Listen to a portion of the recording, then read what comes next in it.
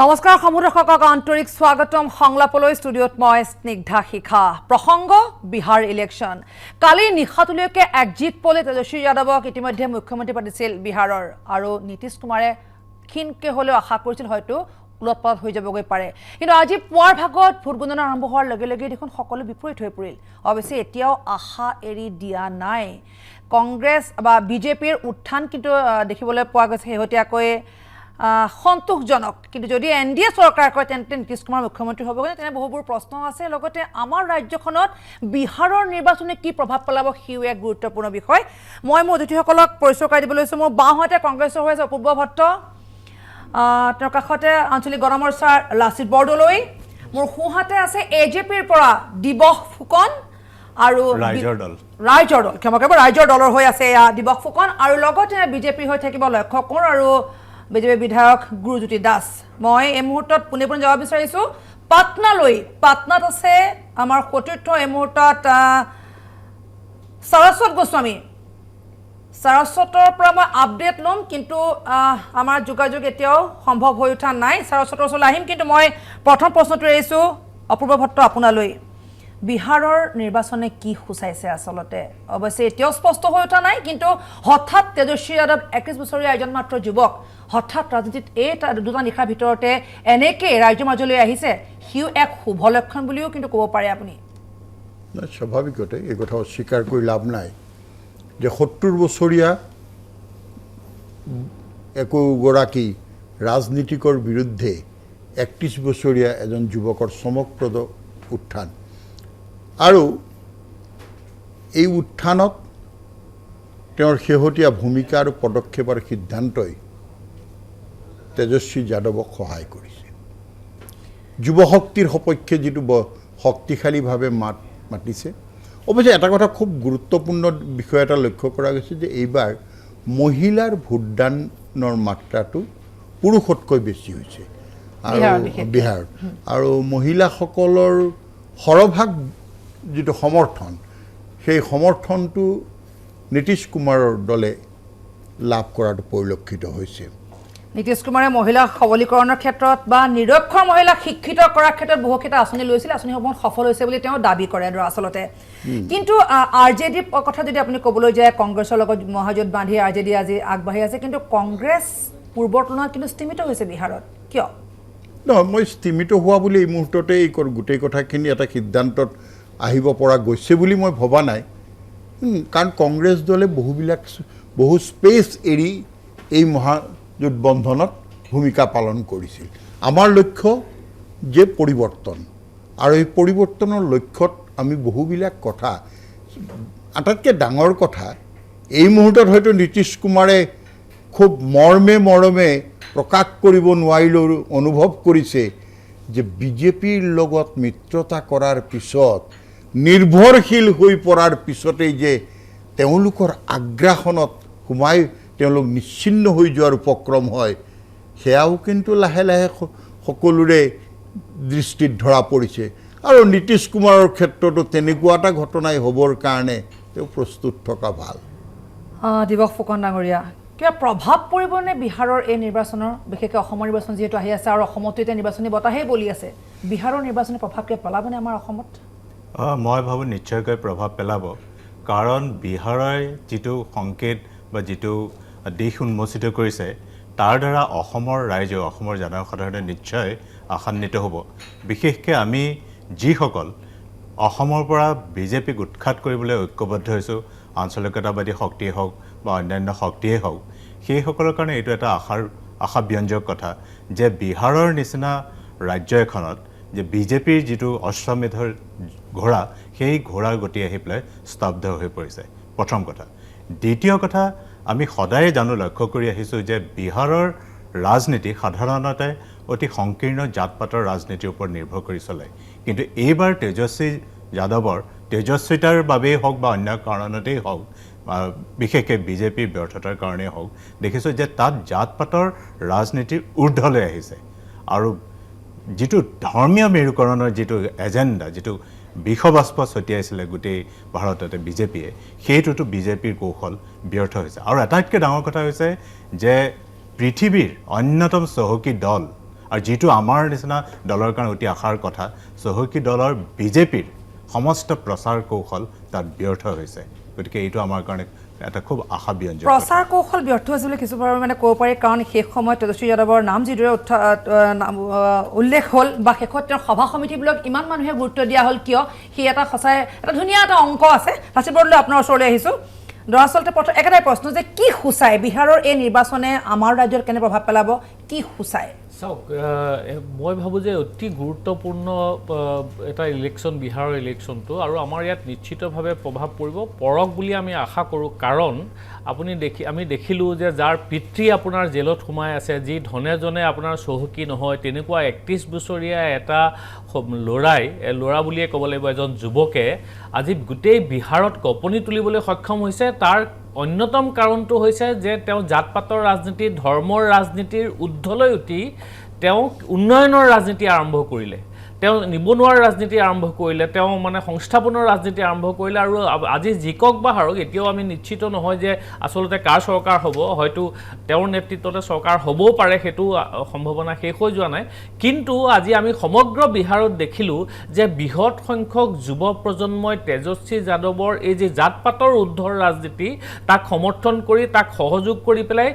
3 মাহৰ আগলৈকে যিজন নৌ আইডেণ্টিটি আছিলে কোনো ধৰণৰ পৰিচয় নাছিলে গন্তিত নাছিলে সেই মানুহজনে 3 মাহৰ ভিতৰত আপোনাৰ এলায়েন্সতো আপুনি দেখিছে তাত তেওঁলোকৰ যিসকল বাওঁপন্থী আছে তেওঁলোকৰো যথেষ্ট আশাপদ কংগ্ৰেছ তাত যোৱা 4টা দশক নাই বিশেষ সহায় একো কৰিব পৰা নাই তৎসত্ত্বেও আজি যে কাৰ চৰকাৰ হ'ব আমি দিনটোৰ শেষলৈকো আলোচনা কৰি থাকিবলগীয়া হৈছে এইটো ভাবোঁ যে খুব আশাৰ বতৰা আৰু আমি আশা কৰিছোঁ অসমত শেহতীয়াকৈ আপুনি দেখিছে যে নিৰ্বাচন অহাৰ লগে লগে মোগল আপোনাৰ মুছলমান লুঙি এইবিলাকৰ ৰাজনীতি আৰম্ভ হৈ গৈছে গতিকে ইয়াৰ ঊৰ্ধত উঠিব অহা নিৰ্বাচনৰ ৰাজনীতি আৰু বিহাৰৰ দৰে নতুন প্ৰজন্মৰ যুৱ প্ৰজন্মৰ লোকে সেই ধৰণৰ উন্নয়নৰ বিকাশৰ সংস্থাপনৰ ৰাজনীতিৰ প্ৰতি সঁহাৰি জনাব এইটো আশা আমি কৰোঁ বুলি কোৱাৰ উদ্দেশ্যতে সেইটো আজি প্ৰজন্মক আচলতে আকোৱালি লৈছে এটা কথা ঠিক যে 31 বছৰ এজন যুৱক আৰু যদি কেনেবাকৈ মুখ্যমন্ত্ৰী হয় গৈ আটাইতকৈ কনিষ্ঠতম মুখ্যমন্ত্ৰী হ'ব তেজস্বী যাদৱ বাৰু এই মুহূৰ্তত আমি লক্ষ্য কৰি ইতিমধ্যে আহি পাইছে কিন্তু এই মুহূৰ্তত আমি শেহতীয়া আপডেটছ বিহাৰ নিৰ্বাচনৰ শেহতীয়া আপডেটছ মোৰ সতীৰ্থ সাৰস্বত আছে বৰ্তমান পাটনাত তাত কি পৰিৱেশ সাৰস্বত পোনে পোনে আপোনাৰ ওচৰলৈ আহিছোঁ কি আছে শেহতীয়া সবিশেষ আমাক জনাওক হয় নিশ্চয়কৈ স্নিগ্ধা শিখা আমি ৰাতিপুৱাৰ পৰা DY দৰ্শকক দেখুৱাই আছোঁ যে বিহাৰ নিৰ্বাচনৰ ফলাফল কেনেধৰণে গতি কৰিছে কি ধাৰা অব্যাহত আছে আৰু পুৱাৰ পৰা দেখাইছিলোঁ পুৱাৰ ভাগত যদি যেনেদৰে আচলতে RJDয়ে এটা সময়ত মানুহে ভাবিবলৈ বাধ্য হৈছিল যে RJDয়ে চৰকাৰ গঠন কৰিবলৈ সক্ষম হ'ব কিন্তু পৰৱৰ্তী সময়ত NDAত অগ্ৰগতি ল'বলৈ আৰম্ভ কৰিলে আৰু বৰ্তমান পৰ্যন্ত NDAৰ অগ্ৰগতি ধাৰা অব্যাহত আছে যদিও বা NDAৰ অগ্ৰগতি ধাৰা বৰ্তমানো অব্যাহত আছে কিন্তু বৰ্তমান সময়ত আচলতে কিছু চিত্ৰ সলনি হৈছে কাৰণ পূৰ্বৰ তুলনাত ডিফাৰেন্স বৰ্তমান কমি আহিছে কিছু সময় পূৰ্বলৈকে যি আচলতে ডিফাৰেন্স 15ৰ পৰা 20 আছিল বৰ্তমান সেই ডিফাৰেন্স 5ৰ ঘৰলৈ আহি পাইছে বৰ্তমান সময়ত 119খন আসনত অগ্ৰগতি আছে NDA আৰু তাৰ বিপৰীতে JDUৰ প্লাছে অগ্ৰগতি লৈ আছে 116খন আসনত গতিকে বৰ্তমানলৈকে ক'ব পৰা হোৱা নাই কাৰণ বৰ্তমান পৰ্যন্ত 6খন আসন এনেকুৱা আছে যি 6খন আসনত আচলতে প্ৰায় যি ব্যৱধান মাত্ৰ 300 পৰা 500 ভোট আৰু তাৰ উপৰিও 1000 ভোটৰ ডিফাৰেন্স আছে 13খন সিটত গতিকে যিকোনো মুহূৰ্তত চিত্ৰ সলনি হ'ব পাৰে আজি আচলতে প্ৰেডিকশ্যন কৰা হৈছিল দুপৰীয়াৰ ভাগত বা আবেলিৰ ভাগত যে NDA নিৰংকুশ সংখ্যাগৰিষ্ঠতা লাভ কৰিবলৈ গৈ আছে কিন্তু আমি শেষৰটো EVM মেচিনলৈকে অপেক্ষা কৰিব লগা এক পৰিস্থিতিৰ সৃষ্টি হ'ব পাৰে যাতে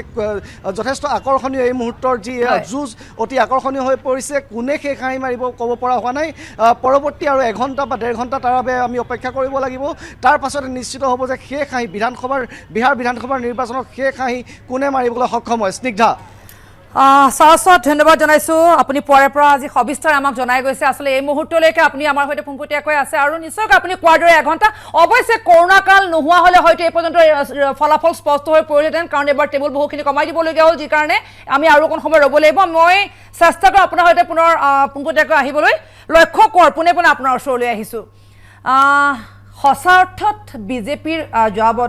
ইলেকশ্যনতকৈ এবাৰ উত্থান দেখিবলৈ পোৱা গৈছে বিহাৰত কৰোণাই সহায় কৰিলে নেকি বিজেপিক এনেকুৱা কিছু কথাও শুনিবলৈ পোৱা গৈছে তেনেকুৱা ধৰণৰ বক্তব্য আমি পঞ্চায়তে নস্যাৎ কৰিম, কাৰণ বিহাৰৰ ৰাইজে চতুৰ্থবাৰৰ বাবে NDA চৰকাৰৰ সপক্ষে মতদান কৰিছে। এই কথা নিৰ্বাচনৰ সময়তে বা নিৰ্বাচনী সভাসমূহতেই স্পষ্ট হৈ পৰিছিল। কাৰণ চতুৰ্থবাৰৰ বাবে যেতিয়া নীতিশ কুমাৰক মুখ্যমন্ত্ৰী প্ৰক্ষেপ কৰি NDA আগবাঢ়িছিল, সেইটো সময়ত একেবাৰে উজু কথা নহয় যে এটা এণ্টি ইনকাম্বেঞ্চি ফেক্টৰটো একেৰাহে চতুৰ্থবাৰৰ বাবে আহোঁতে এতিয়া যিটো মতদান হৈছে, কেৱল মাত্ৰ এতিয়া দেখা গৈছে যে এই মুহূৰ্তত হৈছে কি 122খন আসনত আমি জয়লাভ বা আমি যিটো ট্ৰেণ্ড অগ্ৰগতি লাভ কৰিছোঁ, যিটো সংখ্যাগৰিষ্ঠতাৰ বেঞ্চমাৰ্ক, যে এই 122খন আসনৰ অৰ্থাৎ আমি শাসকীয় মিত্ৰজোঁটে মাত্ৰ 3খন চিটহে হেৰুৱাইছোঁ যে চতুৰ্থবাৰ চৰকাৰ কৰিবলৈ যাওঁতে। তাৰ পৰিৱৰ্তে আজি কংগ্ৰেছ দলৰ আপোনালোকে তাত দেখিছে যে তেওঁলোকে যিধৰণে তেওঁলোকৰ মিত্ৰজোঁট স্থাপনৰ সময়ত যেতিয়া RJDয়ে কৈছিল তেওঁলোকক 48খন আসন দিছিল, কিন্তু তেওঁলোকে ভয় ভাবুকিৰে 70খন আসনত তেওঁলোকে প্ৰতিদ্বন্দ্বিতা কৰিলে। কৰাৰ পাছত আজি ফলাফল ৰাইজৰ আগত। আৰু যিটো কথা মই অহাৰ আগে আগে যিটো বক্তব্য ইয়াত শুনিবলৈ পালোঁ, অহাৰ লগে লগে লাচিত বৰদলৈ ডাঙৰীয়াৰ যিটো বক্তব্য, আমিও এটা কথা অনুৰোধ জনাম যে প্ৰত্যেকটো কথা ৰাইজে লক্ষ্য ৰাখিছে, জনতা জনাৰ্দন, জনতাই মতদান কৰিব। আৰু কিছু কথা আজি জীয়া সত্য, বাস্তৱ সত্য, সেই বাস্তৱ সত্য আমি মানুহৰ আগলৈ আনিবই লাগিব। সেই কথাটো কোৱাতটো ক'তো অসুবিধা থাকিব নোৱাৰে। আজি বক্তব্যবোৰ ক'ৰ পৰা আৰম্ভ হৈছে? ভাৰতীয় জনতা পাৰ্টীৰ কোনো এজন ব্যক্তিয়ে সেই কথাটো আৰম্ভ কৰা নাই। প্ৰতিক্ৰিয়া স্বৰূপে যিটো সঁচা কথা, সেই সঁচা কথা আমি ৰাইজৰ আগলৈ নিবই লাগিব। আৰু বিহাৰৰ যিটো নিৰ্বাচনৰ ফলাফল ঠিকেই কৈছে স্নিগ্ধা শিখা, আমি কৰোণা কালৰ কাৰণে যিটো ৰাউণ্ডসমূহ বৃদ্ধি পাইছে, 53 ৰাউণ্ডলৈকে এটা এটা ভোট গণনা কেন্দ্ৰত ভোট গণনা হৈ আছে। কিন্তু এতিয়ালৈকে প্ৰায় আমাৰ ওচৰত যি খবৰ আছে, প্ৰায় 85% তাত ইতিমধ্যে মত গণনা সম্পূৰ্ণ হৈছে। গতিকে এইখিনি সময়ত যিটো কনষ্টেণ্টলি ভাৰতীয় জনতা পাৰ্টীয়ে লিডটো মেইনটেইন কৰি আছে, আমি সম্পূৰ্ণ আশাবাদী যে নীতিশ কুমাৰ এটা কথা আহে, মই সুধিব বিচাৰিম এইটো মুহূৰ্তত, মানে নীতিশ কুমাৰ মুখ্যমন্ত্ৰী হ'ব, তেজস্বী যাদৱ মুখ্যমন্ত্ৰী হ'ব, সেইটো কাইলৈকে চৰ্চা চলি থাকিলে, কালি ৰাতি হয়তো কোনো হোৱা নাই, তাত হয়তো কোনো হোৱা নাই কোন কাৰ কি হ'ব। কাৰণ এক্সিট পলে সকলোবোৰ কথা বেলেগকৈ কৈ দিলে, এক্সিট পলৰ আজি যিখিনি আমি দেখি গৈছোঁ সকলোবোৰ বিপৰীতে হৈ গৈছে এই পৰ্যন্ত। কিন্তু কথা হৈছে যদি কেনেবাকৈ NDA চৰকাৰ গঠন কৰে, তেন্তে নীতিশ কুমাৰৰ পৰিৱৰ্তে সুশীল মোদীৰ নাম আহিব নেকি মুখ্যমন্ত্ৰী তালিকাত? ইতিমধ্যে স্পষ্ট কৰা হৈছে, ভাৰতীয় জনতা পাৰ্টীয়ে আজিও স্পষ্ট কৰি দিছে যে তাত আমি যি আমাৰ মিত্ৰজোঁটৰ যি ধৰ্ম, আমি অন্য দলৰ দৰে কেতিয়াও আমি এইটো ব্ৰেক নকৰোঁ। এটা কথা ঠিক যে তাত নীতিশ কুমাৰ ডাঙৰীয়া মুখ্যমন্ত্ৰী হ'ব। আজি আপুনি ধৰ্মৰ কথা ক'লে, আপুনি মিত্ৰজোঁটৰ ধৰ্মৰ কথা কৈছে, অসমত মিত্ৰজোঁটৰ বুকুচাত উঠিয়েতো নহ'বলগীয়া ৰাইজে এতিয়া ৰজামন্ত্ৰী হৈ আছে। তেনে ক্ষেত্ৰত এতিয়া মিত্ৰজোঁটত যে ফাট মেলিছে আমাৰ ৰাজ্যত, সেই কথা স্পষ্ট। এতিয়া হিমন্ত বিশ্ব শৰ্মাই হাগ্ৰামা মহিলাই পোনপটীয়াকৈ দেখোন মিত্ৰজোঁটৰ এটা অংশীদাৰী দল হোৱা স্বত্তেও যিখিনি বদনাম আনিছে, বদনাম বুলিয়ে কৈছোঁ, এইখিনি অভিযোগ নহয়, বদনাম দৰাচলতে এটা সময়ত একেলগে কথা বতৰা পতা যিখিনি ভিতৰুৱা কথা, সেইখিনিও এতিয়া দেখোন মুকলি মঞ্চত সুন্দৰকৈ কৈ গৈছে। তেনে মিত্ৰজোঁটৰ ধৰ্ম একেৰাহে স্নিগ্ধা শিখা, এটা কথা নিৰ্বাচনৰ সময়ত প্ৰতিপক্ষৰ ক্ষেত্ৰত এই ধৰণৰ ৰাজনৈতিক বক্তব্য ৰখা হয়, সেয়া একেবাৰে এটা কথা মনত ৰাখিব স্নিগ্ধা শিখা, ভাৰতীয় জনতা পাৰ্টীয়ে কেৱল BPFৰ বিৰুদ্ধে নিৰ্বাচন খেলা নাই, পঞ্চায়ত নিৰ্বাচনত অসম গণ পৰিষদৰ বিৰুদ্ধে আমি অৱতীৰ্ণ হৈছোঁ। আমাৰ যি স্থানীয় নিৰ্বাচন, পৰিষদীয় নিগম নিকায় নিৰ্বাচনসমূহত আমাৰ ৰাজ্যিক সমিতি, আমাৰ সংগঠন শক্তিশালী কৰাৰ বাবে আমি নিজাববীয়াকৈ 110খন নিৰ্বাচনী সভাত অংশগ্ৰহণ কৰিছিল। হয়, বিহাৰত প্ৰায় 110খনৰ তাৰ প্ৰায় 64টা চিটে ইতিমধ্যে বিজেপিৰ দখললৈ আহিছে। তেওঁ আহ্বান জনাইছিল বিহাৰবাসীক যে যিখিনি আঁচনি আমি লৈছোঁ, শেহতীয়াকৈ বিশেষকৈ মহিলাৰ ক্ষেত্ৰত সেই আঁচনিসমূহ যাতে স্তব্ধ হৈ নাযায়, যাতে উন্নয়নৰ যি ধাৰা সেই ধাৰা অব্যাহত থাকে, সেইকাৰণে নীতিশ কুমাৰ চৰকাৰখন আমাক পুনৰ লাগে, বিহাৰবাসীয়ে নীতিশ কুমাৰক ভোট দিয়ক, সেইটো তেওঁ আহ্বান জনাইছিল। এনেকুৱা এটা কথা নেকি যে 5টা বছৰ প্ৰতিশ্ৰুতি দিয়ে, প্ৰতিশ্ৰুতি পূৰণ নোহোৱাত আৰু 5টা বছৰ বিজেপিক দৰকাৰ হ'ল সেইখিনি প্ৰতিশ্ৰুতি পূৰণ কৰিবৰ কাৰণে? স্নিগ্ধা শিখা, সেইটো একেবাৰে নহয়। এইকাৰণে নহয় যে ভাৰতীয় জনতা পাৰ্টীৰ যিসমূহ ৰাজ্যত চৰকাৰত আছে, আপোনালোকে দেখিছে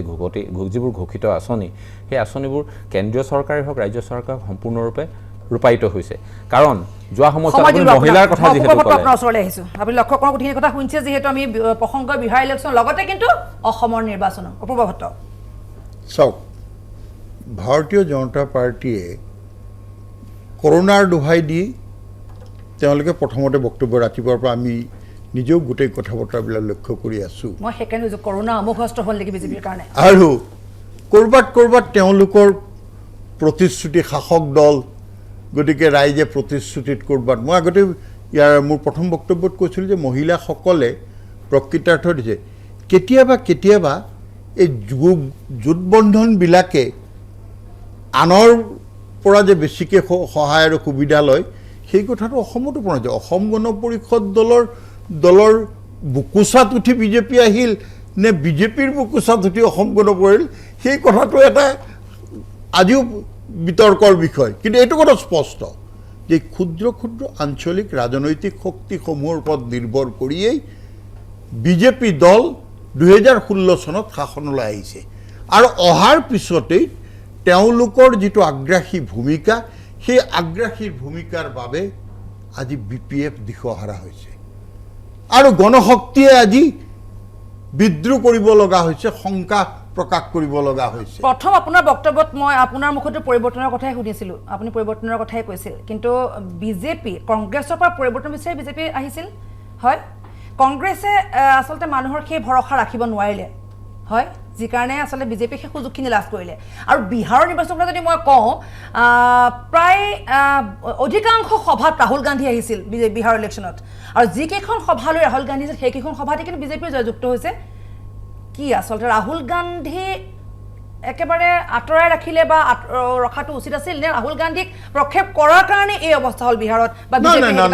সেইটো নাভাবোঁ, কাৰণ কথাটো এনেকুৱা, মানুহে ৰাহুল গান্ধীক ভোটটো দিয়া নাই, মানুহে বিহাৰৰ বিভিন্ন সমস্যাবিলাক সমাধানৰ কিন্তু দেশৰ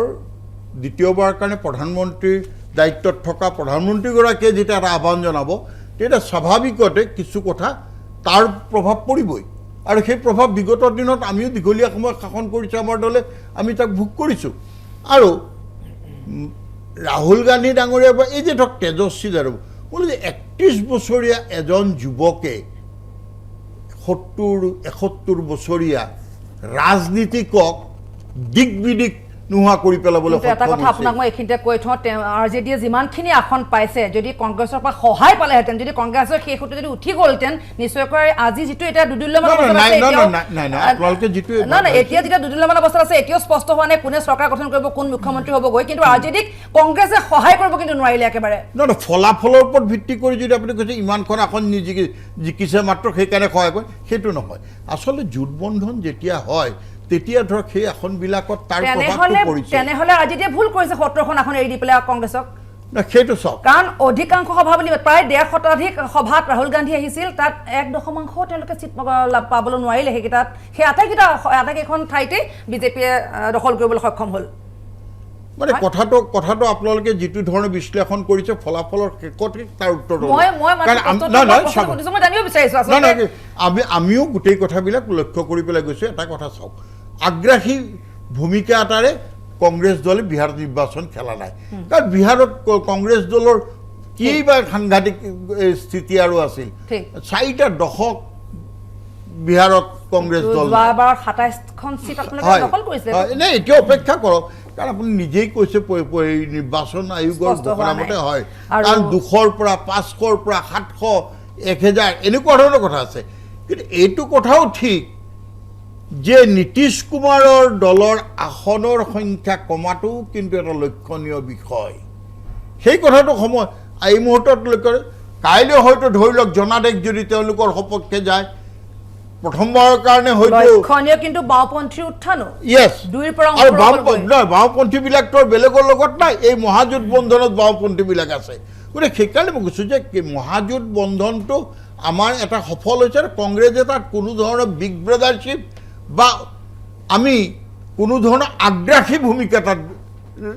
নিৰ্বাচনত প্ৰতিদ্বন্দ্বিতা কৰা নাই। তাৰ কাৰণে আমাৰ ক'ৰবাত হয়তো লোকচান হৈছে যদিও, কিন্তু আমাৰ যিহেতুকে বিজেপি ক্ষমতাচ্যুত কৰাটো প্ৰথম আৰু প্ৰধান লক্ষ্য, গতিকে তাৰ কাৰণে ছেক্ৰিফাইচ কৰিব লাগিব এটা শক্তিশালী দল। দিবক ফুকন ডাঙৰীয়া, মই আপোনাৰ ওচৰলৈ আহিছোঁ, কাৰণ ইতিমধ্যে AGP প্ৰসংগত অহাৰ লগে লগে আচলতে কাৰ বুকুচাত কোন উঠিয়ে আজি ৰজামন্ত্ৰী হ'ল সেই কথাবিলাক সদায় আলোচনা হয় আচলতে। আৰু দুয়োজন ব্যক্তি লাচিত বৰদলৈও আছে, দিবক ফুকন দুয়ো আছে। আচলতে AGPৰ এটাই কথা যে আমি পূৰ্বৰ স্থিতিত অটল আছোঁ, সেই স্থিতি কি আচলতে সেয়াই স্পষ্ট নহ'ল, যি কাৰণে হয়তো আপোনালোকে আজি হয়তো ৰাজ্য দললৈ আপুনি আহিলে, গণমৰ্চালৈ লাচিত বৰদলৈ গ'ল, হয়তো সেইকাৰণেই এনেকুৱা সিদ্ধান্ত আপোনালোকে ল'বলগীয়া হ'ল। কিন্তু কথা হৈছে এতিয়া এই যি মিত্ৰজোঁটৰ চৰকাৰ বা মিত্ৰজোঁট হোৱাৰ লগে লগে কিছু আশা ৰাজ্য মনলৈ আহে, মিত্ৰজোঁট হোৱাৰ লগে লগে মানুহৰ অকণমান আচলতে ভাল মানুহখিনি গোট খাই এটা গোট হয় বুলি মানুহৰ এটা বিশ্বাস থাকে। সিও এক কাৰণ হ'ব যদি অসমৰ মিত্ৰজোঁট এটা হয়গৈ এতিয়াও কিন্তু আমাৰ অসমতো স্পষ্ট মানে সকলো ভাগ ভাগ হৈ আছে, এতিয়াও একগোট হোৱা গৈ নাই গোটেইখিনি। কি ভাবে আচলতে কিবা এটা যদি আমি মিত্ৰজোঁটলৈ যাওঁ তেনেকৈ যদি আগবাঢ়োঁ তেনেহ'লে ৰাইজে বিশ্বাসত ল'ব নেকি আমাক বা ৰাইজৰ কাষলৈ যোৱাত আমি সফল হ'ম নেকি? নিশ্চয়। যোৱা কিছুদিন ধৰি মই বিভিন্ন মানুহৰ সৈতে লগ পাইছোঁ, কথা পাতিছোঁ। এতিয়া সমগ্ৰ অসমবাসীয়ে বিজেপি বিৰোধী শক্তিসমূহ এক হোৱাটো বিচাৰে আৰু সেই ধৰণৰ কিছু কিছু পৰ্যায়ত প্ৰাৰম্ভিক কিছু আলোচনাও চলি আছে। কিন্তু প্ৰথম আৰু প্ৰধান কথাটো হৈছে যে আমি এখন ন্যূনতম কাৰ্যসূচীৰ ভিত্তিত ঐক্যমতত উপনীত হ'ব লাগিব, প্ৰথম কথা। দ্বিতীয় কথাটো হ'ল যে আমি বিজেপিৰ পৰা এটা শিক্ষা ল'ব লাগিব। তেওঁলোকে যি ধৰণৰ মিত্ৰজোঁটৰ ৰাজনীতি কৰিছে, তেওঁলোকে এটা শব্দ প্ৰায়ে কয়, মই সেইটো উল্লেখ কৰিব কৈছোঁ, তেওঁলোকে কয় ৰেইনবো কোৱালিশ্যন, অৰ্থাৎ ৰামধেনু সদৃশ তেওঁলোকে মিত্ৰতা কৰে। কিন্তু এটা কথা মন কৰিব যে ৰামধেনুখন আকাশত কিছু সময়হে থাকে, তাৰপিছত ৰামধেনু অস্তমিত হয়, তাৰপিছত আৰু সূৰ্য আহে। গতিকে লাহে লাহে তেওঁলোকে বিজেপিয়ে কি কৰিলে, এটা এটাকৈ আঞ্চলিক শক্তিক গ্ৰাস কৰি পেলালে। আজি আৰু অগপ বুলি বেলেগ এটা দল নাই, সকলোৱে জানে যে সেইটো অসম গণ পৰিষদৰ বি টিম। আৰু সেইটো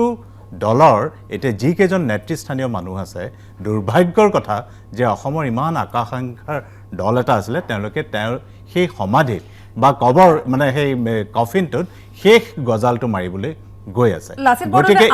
এই ক্ষেত্ৰতে মই শেষ কৰি লওঁ। এই ক্ষেত্ৰত আমি বিজেপি বিৰোধী যিখিনি শক্তি আছোঁ এতিয়া, আমি অতি সাৱধানতাৰে আমি ৰণকৌশল প্ৰস্তুত কৰিব লাগিব আৰু সেইটোৱে হৈছে এই সময়ৰ আটাইতকৈ ডাঙৰ দাবী আৰু ৰাইজৰ দাবী। বিশেষ এখন চৰকাৰ নিৰ্বাচনৰ আগে আগে আচলতে এনেকুৱা বিকল্প পন্থাবিলাকৰ কিয় সৃষ্টি হয়? আচলতে লাচিত বৰদলৈ আপোনাক মই সুধিব বিচাৰিছোঁ যে বিকল্প বিচাৰিছিলোঁ আমি কংগ্ৰেছৰ, সেই বিকল্প আমি বিজেপিক পালোঁ আৰু এই প্ৰথমটো নিৰ্বাচন ৰাজ্যত হ'ব বিজেপিৰ এটা বছৰ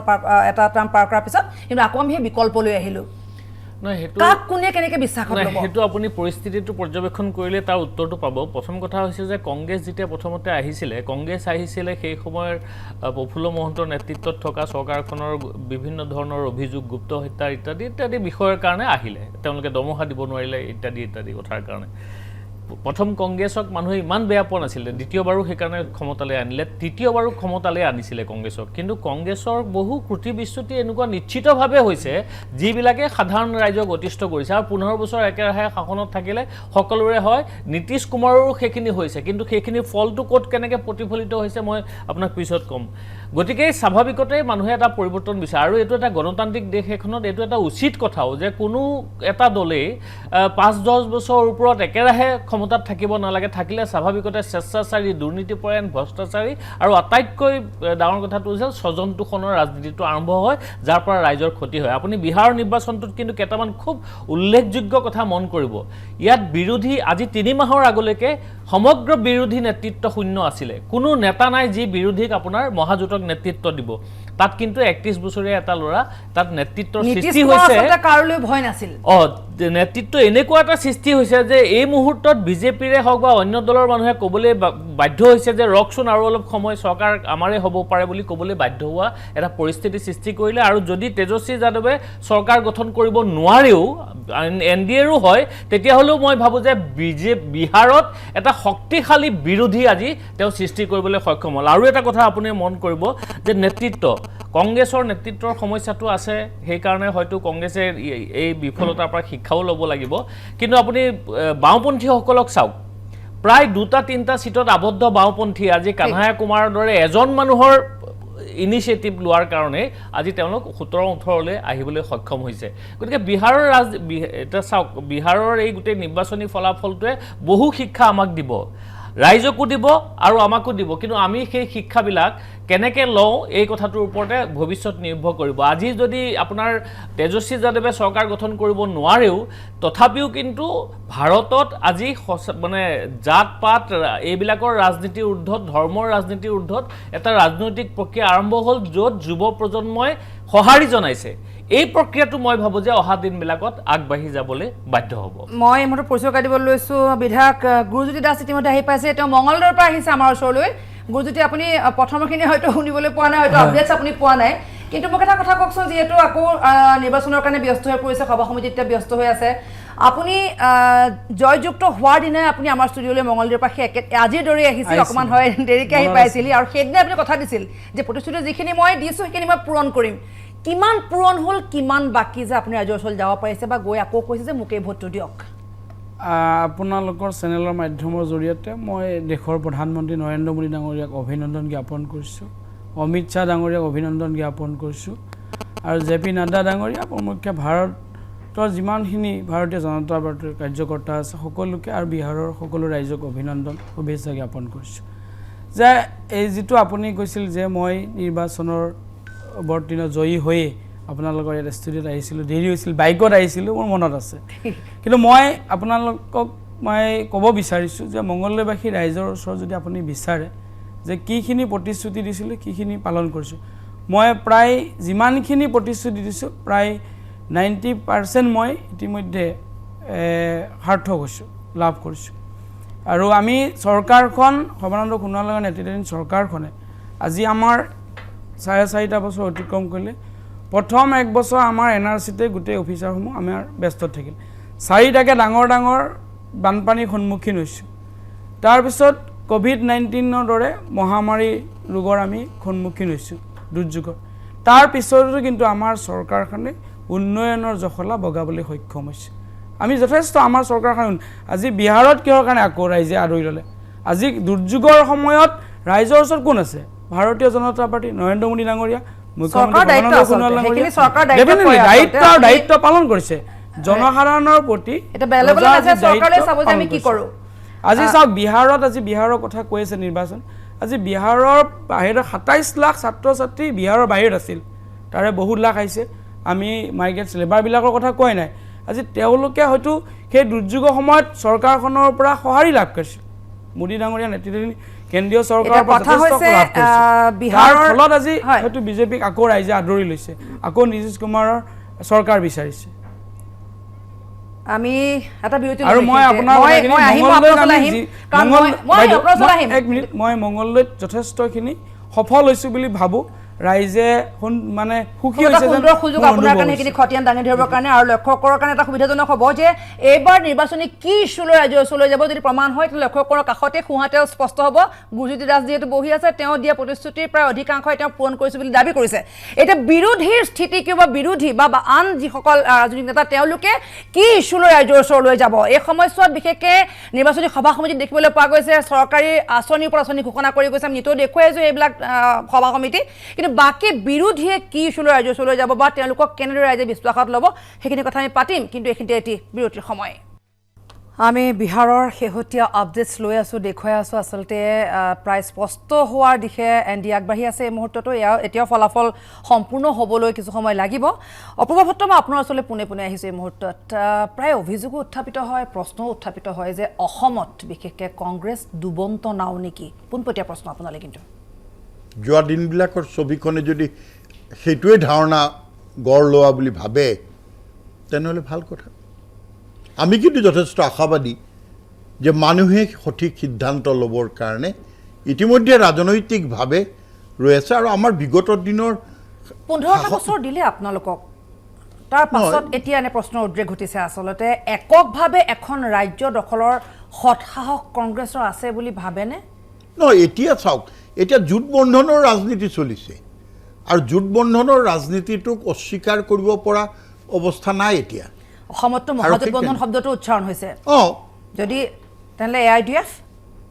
কেৱল AIDFৰ কথাটো কেলৈ আহিছে বামপন্থী দলসমূহ আজি যে যিটো কথা বিহাৰৰ কৈছে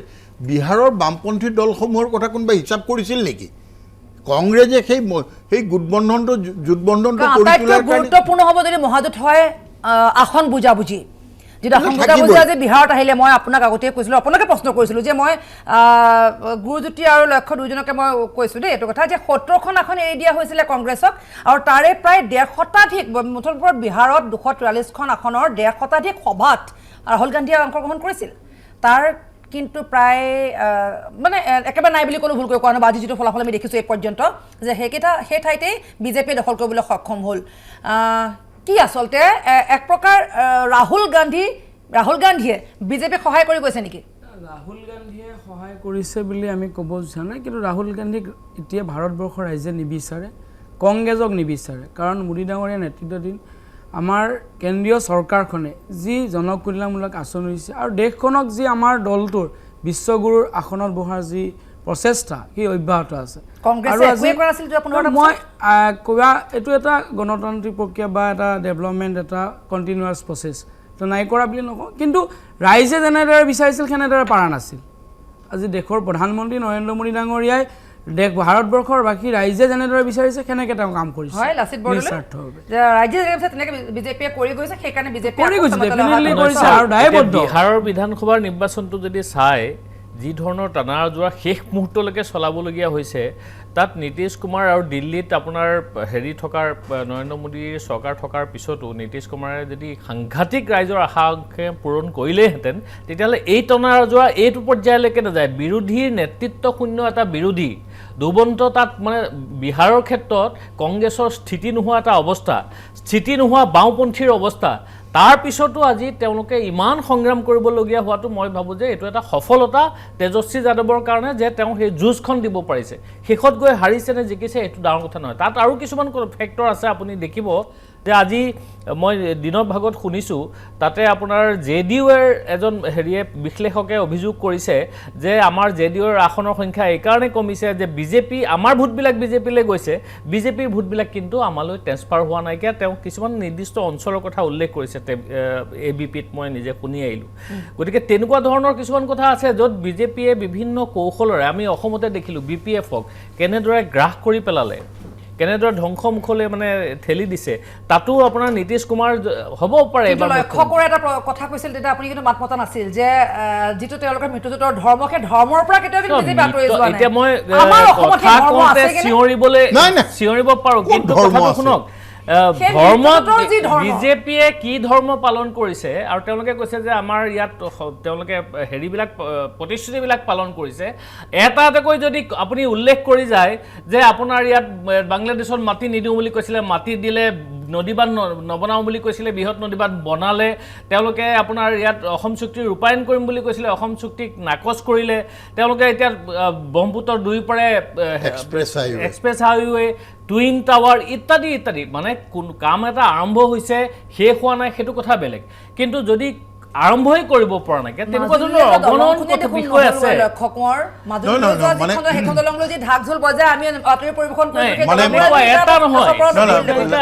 এটা উদাহৰণ তেনেকুৱা দিব পাৰি যিটো কাম আৰম্ভ কৰিম বুলি কৈ পেলাই সেইটো আৰম্ভ কৰিব পৰা নাই আৰু অসমীয়া জাতিক ৰক্ষা কৰিম বুলি কৈ বিপদলৈ ঠেলিছে তেনেকুৱা কথা ক'ব পাৰি বহুত সিংধাইখা এটা কথা ঠিক যে আপুনি যিটো মহাজোটবন্ধনৰ কথা কৈছে আজি ভাৰতীয় জনতা পাৰ্টিৰ সপক্ষে বিহাৰৰ যি জনাদেশ সেই জনাদেশে এটা কথাই প্ৰমাণ কৰে যে ভাৰতীয় জনতা পাৰ্টি সাংগঠনিকভাৱে অত্যন্ত এক শৃংখলাবদ্ধ দল আৰু আমি প্ৰকৃতাৰ্থত আমাৰ কাৰ্যকৰ্তাসকলে ৰাইজৰ সেৱাৰ্থে ৰাইজৰ মাজলৈ গৈ কাম কৰে সেইকাৰণে ৰিপিটেডলি ৰাইজৰ আমি মেণ্ডেট পাবলৈ সক্ষম হৈছোঁ কেৱল আপোনাৰ বিহাৰেই কিয় আজি আপুনি অন্যান্য ৰাজ্যতো য'ত উপ নিৰ্বাচন হৈছে আজিতো ইউপিতটো 7খন চিটত মই এটা কথা চাওক সিংহাই এটা আজি ইউপিত কংগ্ৰেছে 7খন চিটতে তেওঁলোকৰ ছিকিউৰিটি ফৰফিট হৈছে এতিয়া লাচিত বৰদলৈ ডাঙৰীয়া যিটো বাৰে বাৰে কৈছে যে ইমান দেৰিলৈকে টনা আজোৰা কৰি ৰ'ব লগা হৈছে এটা কথা মই প্ৰথমতেই কৈছিলোঁ যে টেকনিকেল কাৰণত যে কৰোনাৰ কাৰণে যিটো আমাৰ ৰাউণ্ডসমূহ বৃদ্ধি পালে ভোট গণনা কেন্দ্ৰ বৃদ্ধি পালে আৰু ভোট গ্ৰহণ কেন্দ্ৰ বৃদ্ধি পাইছিল গতিকে সেইকাৰণেই ৰিজাল্ট অহাত দেৰি হৈছে ৰিজাল্ট অহাত দেৰি কথাটো এইটো নুবুজায় যে টনাটনি হৈছে কাৰণ এটা কথা চাব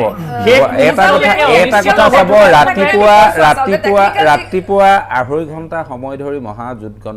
বন্ধনে লিড মেইনটেইন কৰিলে 10:30 পৰা আমি কনচলিডেট কৰিলোঁ এতিয়া মাজতে কিছু কমিছিলে যদিও এতিয়া আমাৰ 126 কনষ্টেণ্টলি মেইনটেইন হৈ আছে আৰু চতুৰ্থবাৰৰ বাবে এটা ফলাফল সম্পূৰ্ণ হ'বলৈ ঠিক আছে আমি এইখিনি কথা পাতিম কিন্তু এইখিনিতে পুনৰ এটি বিৰতিৰ সময়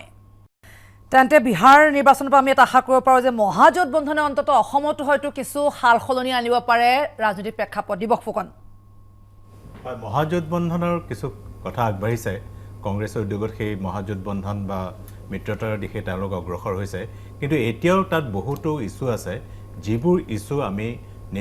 নিশ্চিতভাৱে নিৰ্বাচনৰ আগতে সেই ইছ্যুবোৰ আমি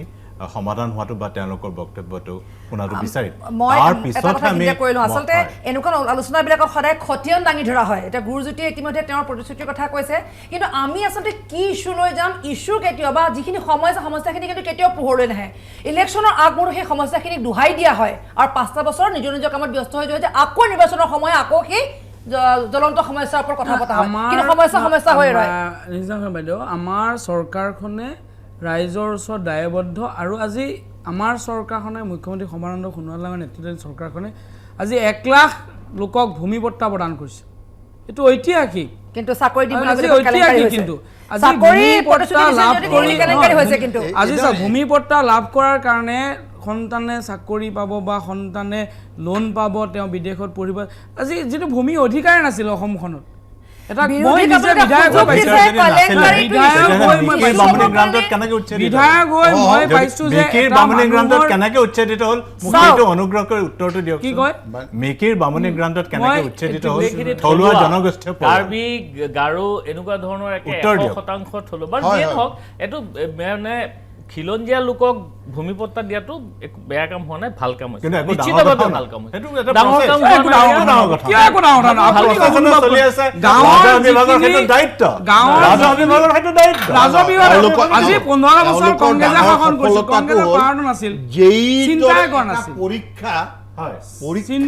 কাম দুৰ্নীতি কেলেংকাৰী আচলতে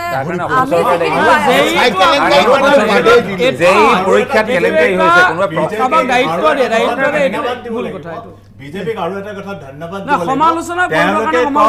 দুৰ্নীতিৰ বিৰুদ্ধে তেওঁলোক শূন্য সহনশীল এইটো সঁচা কথা সহনশীল কেনেকুৱা ধৰণৰ বেলেগ দলৰ বা বেলেগ মানুহক তেওঁলোকে দুৰ্নীতি কৰিবলৈ নিদিয়ে যিমানবোৰ দুৰ্নীতিগ্ৰস্ত বিষয়া যুৱক আজি ধৰা পৰিছে তেওঁলোকে চাব গুৰিটো গৈ পেলাই বিজেপি তেওঁলোকে আনক দুৰ্নীতি কৰিবলৈ নিদিয়ে দুৰ্নীতিৰ চিণ্ডিকেটটো তেওঁলোকে কৰিব নিবনুৱা সমস্যাটো এটা প্ৰথমতে ইছ্যু লোৱা হৈছিল কিন্তু আপোনালোকে নিবনুৱা সমস্যা দূৰীকৰণ কৰিবলৈ গৈ সেই শব্দবোৰ এটা কেলেংকাৰী শব্দ জড়িত হৈ থাকে যদি সঁচাকে বিজেপি সফল হৈছে বুলি ভাবে যে ৰাইজৰ কাম কৰিছে যিসকল মানুহে 2014-2016 বিজেপিৰ সপক্ষে ৰায়দান কৰিছিল সেইসকলে এতিয়া ৰাজনৈতিক অধিকাৰ আৰু ৰাজনৈতিক বিৰোধিতা কৰিবৰ কাৰণে একো একোটা দলৰ জন্ম দিবলগীয়া হোৱা নাইনে ৰাইজে দিয়া নাই ৰাইজে নিদিলে ৰাইজক বাদ দি পেলাই অসমৰ পৰা উৎখাত কৰিব বিচাৰে সময়ৰ আহ্বানক চাওক আপুনি এতিয়া চাওক আপুনি চাওক কিমান আচৰিত কথা অখিল গগৈ গ্ৰেপ্তাৰ কৰি থকা ঘটনাটোক লৈ পেলাই কাৰো গাত কোনো বেজোৱা নাই কিন্তু হয় আৰু এজনে গৈ পেলাই মুম্বাইত গ্ৰেপ্তাৰ নাই আমিতো কৈছো আমি এনেকুৱা ভট্ট তাৰমানে কথাটো হ'ল স্নিগ্ধাশিকা যে চৰকাৰ এখনৰ নিজৰ কাম কাজৰ কাৰণে সি পিছৰ আকৌ ঘূৰি আহিব নে নাহিব সেইটো ঠিক হয় আপোনাৰ কংগ্ৰেছৰ 15 বছৰীয়া শাসনৰ শেষৰ ফালে হোৱা এনেকুৱা কিছু বহু অভিযোগৰ কাৰণে এইটো বিজেপি আহিলে আৰু এতিয়া বিজেপি যে অহাবাৰ আহিব নে নাহিব সেই এইখিনি দিনত তেওঁলোকে যিখিনি কাম কাজ কৰিলে তাৰ ওপৰতে নিৰ্ভৰ নকৰিব জানো আমি আন্দোলনৰ 8000 সভা বিজেপিৰ সভাই বিজেপি আনিব নোৱাৰে আজি আপোনালোকে কয় তেওঁলোকে বিএসসি বিকম বিনামূলীয়াকৈ পঢ়ালে আপুনি কিয় নকয় ঠিক আছে আপোনালোকে কাম কৰিছে আপোনালোকে কাম কৰিলে আপোনালোকে ক্ষমতালৈ আনিব চিঞৰি থাকিলে ক্ষমতালৈ নানে যদি কাম কৰে ক্ষমতালৈ আনিব কিন্তু অসমৰ ক্ষেত্ৰত আপোনালোকে কিমান মানুহৰ চাকৰি দিলে কিমান সংস্থাপন হ'ল দুটা পেপাৰ মিল আছিলে তাকো আপোনালোকে শেষত গৈ বন্ধ কৰি দিলে আমাৰ চৰকাৰখনে আপোনালোকে কি কৰিছে ৰাইজে আজি যে ধৰক আপুনি কৈছে কেইজনমান মানুহে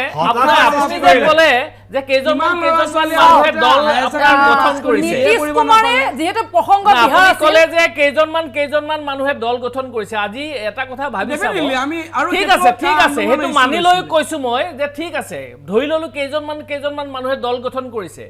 তাৰমানে বিজেপি ক্ষমতাত আকৌ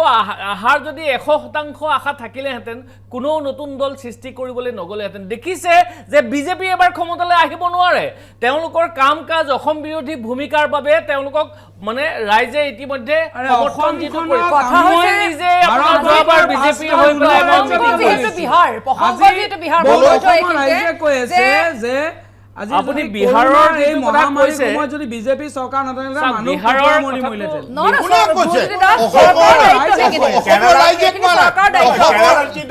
কিন্তু এতিয়া পশ্চিমবংগত কি দলৰ কিন্তু এতিয়া আমি অসমৰ কথা কৈছো আজি সেইটো বিষয়লৈ নাযাওঁ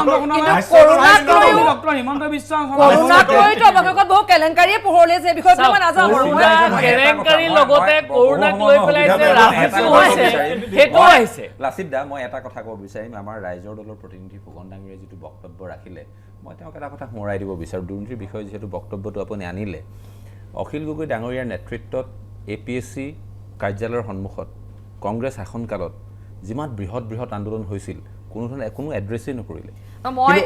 এইখন চৰকাৰৰ দিনত সামৰিব লাগিব আচলতে কিন্তু কথা এটা এইখিনিতে মই কৈ থওঁ যে আমাৰ আচলতে কথাটো হৈছে ইস্যু এতিয়া বিৰোধীয়ে কি ইস্যু লৈ যাব কাৰণ ইতিমধ্যে গুৰুজ্যোতিয়ে কৈছে যে তেওঁলোক আমাৰ ইস্যু উন্নয়ন আমি উন্নয়ন সাধন কৰিবলৈ সক্ষম হৈছোঁ ৰাইজৰ ওচৰত মই বিৰোধী কথাটো কওঁ আজিও উন্নয়ন সেইখিনি উন্নয়ন ইস্যু বিৰোধী কথাটো মই এটা কথা কওঁ বিৰোধীয়ে আজি 2-3টা প্ৰাইম ইস্যু ইতিমধ্যে প্ৰস্তুত কৰিছে এইবিলাক ফাইনেল হৈ পেলাই ঘোষণা হ'বলৈ বাকী আছে প্ৰথম কথাটো হৈছে যে অসমৰ সমাজখনক সাম্প্ৰদায়িকতাৰ ভিত্তিত যিদৰে ভাগ কৰি অসমীয়া জাতিৰ পৰিচয় শেষ কৰিবলগীয়া হৈছে সমাজখন ধ্বংস কৰিবলৈ গৈছে তাক ৰোধ কৰা 1 নম্বৰ এজেণ্ডা 2 নম্বৰ এজেণ্ডা হৈছে সত্ৰ মাটি বেদখলমুক্ত কৰিম আমি ভাষা গৌৰৱ আঁচনি দিলো অসমৰ ৰাইজক আমি মাটিৰ পট্টা দিলো আমাৰ কথাটো জাতিভংগী কাম আমাৰ ইস্যুটো ক'বলৈ দিয়ক আপুনি ভূমি পট্টা দি পেলাই পাছত যেতিয়া এইবোৰ কাম নহয় আমি যেতিয়া এইবোৰ কাম কৰিলো অসমৰ প্ৰত্যেকটো জাতি জনগোষ্ঠীৰ উন্নয়নৰ কাৰণে কাম দ্বিতীয় কথাটো হৈছে দ্বিতীয় কথাটো হৈছে কামনা কৰিছো বদৰুদ্দিন বুলি কয় 15 বছৰ ঠিক আছে আপুনি যদি আপুনি কয় যদি ময়ো চিঞৰিব পাৰোঁ দ্বিতীয় কথাটো হৈছে যে অসমৰ উন্নয়ন স্তব্ধ হৈ গৈছে নিবনুৱা সমস্যা বেয়াকৈ আমাৰ মানে বাঢ়ি গৈছেগৈ আমি কিন্তু থলুৱা উদ্যোগৰ পৰা আৰম্ভ কৰি থলুৱা ইকনমি অৰ্থনৈতিক ব্যৱস্থাটো যদি আমি বাহিৰৰ হাতত এইবিলাক সমজাই নিদি বাহিৰক আমি বেচিবলৈ চেষ্টা কৰাৰ যিটো অৰ্থনৈতিক নীতি তাৰ বিৰুদ্ধে থলুৱা অৰ্থনৈতিক নীতি যদি আমি গঢ়াৰ ব্যৱস্থা কৰোঁ মই ভাবোঁ যে আমাৰ অৰ্থনীতি উন্নয়নৰ লগতে নিবনুৱাও নাইকিয়া হ'ব এনেকুৱা ধৰণৰ বিভিন্ন আঁচনি কিন্তু আমি সময় দিম নহয় এটা কথা স্পষ্ট কথা যদি তেওঁলোকে উন্নয়ন কৰিলেহেঁতেন যদি তেওঁলোকে নিবনুৱা সমস্যা সমাধান কৰিলেহেঁতেন যদি তেওঁলোকে কৃষকক প্ৰকৃত অধিকাৰ ঘূৰাই দিব পাৰিলেহেঁতেন তেতিয়াহ'লে তেওঁলোকে লুঙি নীলা লুঙি মিয়া মিউজিয়াম মোগল সভ্যতা গেৰুৱাকৰণ এইবিলাক কথা বতৰাৰ আশ্ৰয় ল'ব নালাগিলে আৰু পাকিস্তান জিন্দাবাদ বুলি এনে ৰাজ্যৰ দুৰ্নীতিৰ কথা কয় APSC দুৰ্নীতিৰ কথা ক'ব লাগিলে ব্যক্তিগতভাৱে কোৱাৰ নিচিনা হয় গুৰুজ্যোতি দাসতকৈ আৰু কোনে ভালকে ক'ব পাৰিব APSC আমি RP শৰ্মাৰ RP শৰ্মাটো ভাই বিজেপিত থাকোঁতে চাকৰি লৈছে সেইকাৰণে কৈছে এইবিলাক কথা নহ'লে বিজেপি আৰু আজি কংগ্ৰেছৰ 5,000তকৈ বেছি চাকৰি কৰি থকা মানুহক আমি কম নেকি তেওঁলোকে দুৰ্নীতিৰ যোগেদি পাইছে কিন্তু আমি দুৰ্নীতিৰ বিৰুদ্ধে স্থিতি লৈছো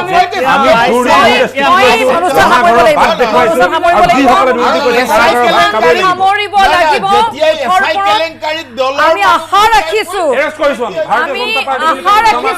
বিহাৰ নিৰ্বাচনৰ পৰা আমাৰ আজি এখন পেনেলিষ্ট আটাইকেইজন ৰাজনৈতিক নেতা সকলোৱে এটা শিক্ষা লওক বিহাৰ নিৰ্বাচনৰ পৰা বাছ মই আৰু কাকো ক'বলৈ সুযোগ দিব নোৱাৰো মই সামৰিব লাগিব মই কাকো সুযোগ দিব নোৱাৰো মুঠৰ ওপৰত বিহাৰ নিৰ্বাচনৰ পৰা সকলোৱে এটা শিক্ষা লওক তেজস্বী যাদৱৰ উত্থানৰ কথা বাৰম্বাৰ কৰে তেওঁ কি পদ্ধতিৰে নিৰ্বাচনী সভালৈ গৈছিল সেইখিনি কথা সকলোৱে অনুসৰণ কৰক আশা ৰাখিছোঁ ৰাইজৰ মাজলৈ যোৱাত সফল হ'ব আটাইকে ধন্যবাদ জ্ঞাপন কৰি সংলাপৰ পৰা মই স্নিগ্ধা শিখাই বিদায় লৈছোঁ চাই থাকিব DY 365 ধন্যবাদ